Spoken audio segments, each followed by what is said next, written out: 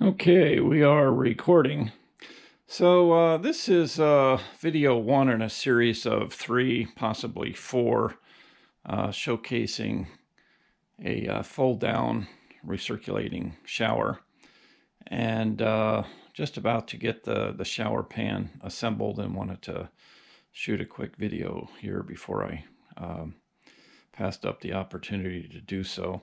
So this is the base for the shower pan, which is just 5/8 Baltic birch, and then I cut a dado into this, and this is just 3/4 plywood. This could possibly just be screwed down to the surface, but in this case it's actually dadoed in. And then since I'm doing the van build in oak, I covered the edges here with some oak hardwood. Okay, so let me bring up the next section of this. Try to do this one-handed here. So this is the main shower pan, which is 24 by 27. And then in order to make the recirculating part work, the drain needed to be contained within this box. It's going to fold down, so it was important to get the drain self-contained. And this is an idea that came from a person. He's up online. His website is 5 Pound Pete, and he's got a whole series on a recirculating shower he did. So shout out to Pete there. This is his idea, and just wanted to give credit to Pete there. But he started out with a smaller drain for a sink, which I believe is 1.25 inches. And then he cut the bottom off, put this little PEX fitting in.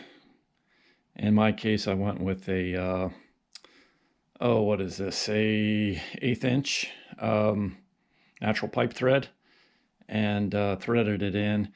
As it turned out, this didn't work for me. I couldn't get the glue to really adhere well, and threading such, this is the thread on this, I think it's a 27 thread, 3/8 by 27, and it threaded in okay, but if you over tighten any of this, it will strip out.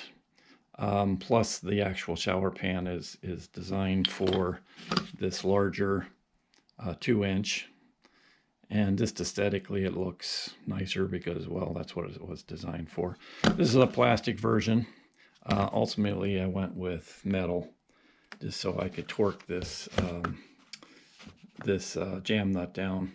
And then on the bottom here, it was just cut off, and I purchased these plates. Let's see if I have any sitting around here. They're just blanks. I don't have one handy, but these are 1.5 inch aluminum blanks, and this was glued on with some JB marine weld.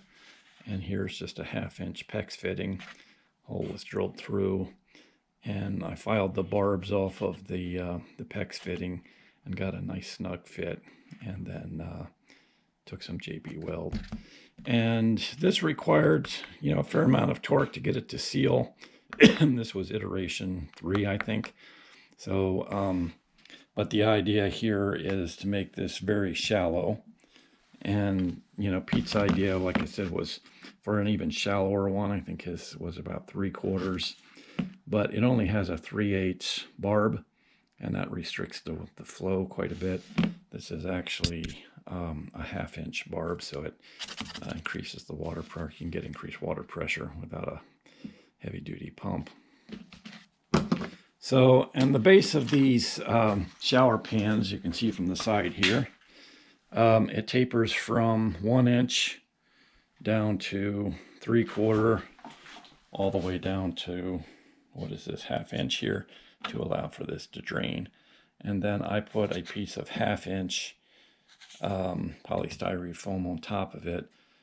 It still protruded a little bit, and I went one step further and then routed it into the face of this Baltic birch about 1/4, 5/16 deep, so that this whole thing will sit flush. And then this takes some 1/2-inch hose that comes out through the side. This is also another idea that Pete had. This is a thick wall silicone tubing, and the advantage of this is it will not kink. You can try to bend that, but it just springs right back. So you can make some really tight bends with it, and it'll spring right back into shape. This is food grade, you know, not that it's all that important in this case, but this is a thick wall, so 1/2, and then I want to say 3/4, so it's very thick walled silicone, which is why it does not kink. So again, it's really, so again, shout out to Pete there for another one of his ideas. And you know, that'll get clamped on prior to install. And in this case, it just goes through this opening in the bottom here, and that forms what will be the recirculating. This will make sense more in later videos, but essentially the water from the shower pan goes through the pump, and that's where it recirculates. So flip this around.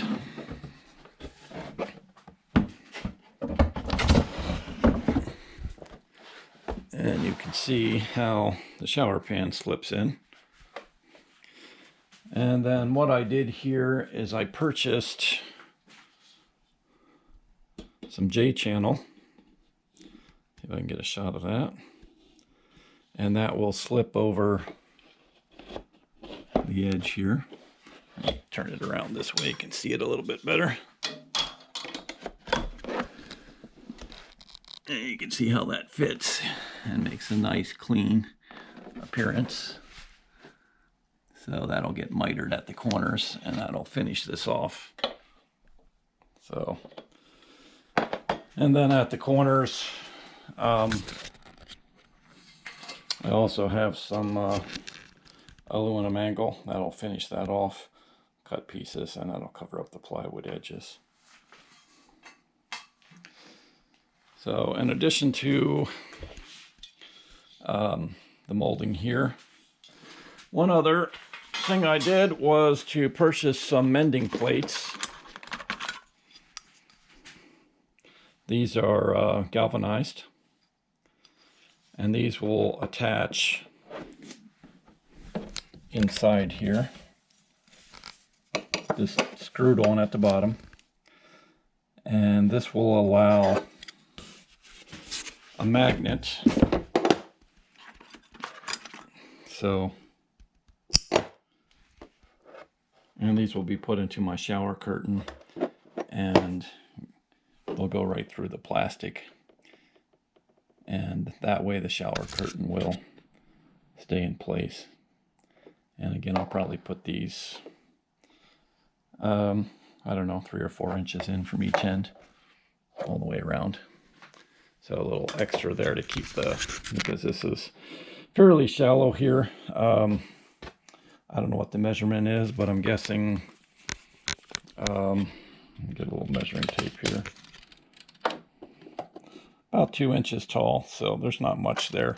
The shower curtain was to pop out. You'd have a leak pretty quickly. But then this whole thing will then stand up, and this will become essentially part of the cabinets in the van. And this is about 28 inches tall and 25 inches wide. So, and then when you're ready to use it, just folds down. And then this will be attached in the van via a piano hinge, so that this will lay directly onto the floor. So that is essentially how this all goes together. And I can move around to the back side here. The hose will come through a little opening here. Right. Oh, I got it pretty tight, but it'll fit right through there. So there's the hose that will come out the back side, and this will go through a hole in the kick plate. So any questions there, just fire away. But this has been a few week long process here, getting all the figuring out how to make the parts, how to get things routed out. There's still a little bit of work here, despite making my sides an equal thickness. The shower pan is not exactly perfect. You can see it protrudes. I'm going to have to route with a flush trimming bit. So quality control on these is a little bit off. I'm sure they were never intending for these things to be used the way I'm using it here. But I will attach the sides in, run a flush trimming bit here, and get this flush, and that will allow for my my J molding to go through. But and then this is just put in with standard plumber's putty, and they have that locking jam nut as mentioned. Again, I would say to get the metal version, because the plastic version, at least for me, it's stripped out, and I think the metal ultimately is more durable. So I ended up putting about $50 or $60 into these things, but these are typically about $14 or $15, assuming you only use one. Like I said, I went through several iterations here, trying different ideas, and ultimately settled on this this metal one, and that is absolutely key here for making this recirculating shower work.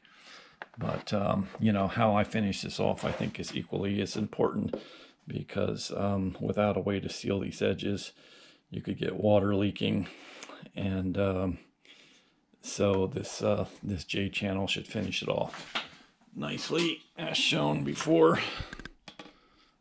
That's going to be really nice to just finish this whole thing off here. So that's it for video 1 here. I will continue on once this gets installed in the van, and I show how that will attach to the kick plate and so forth. All right, that's it.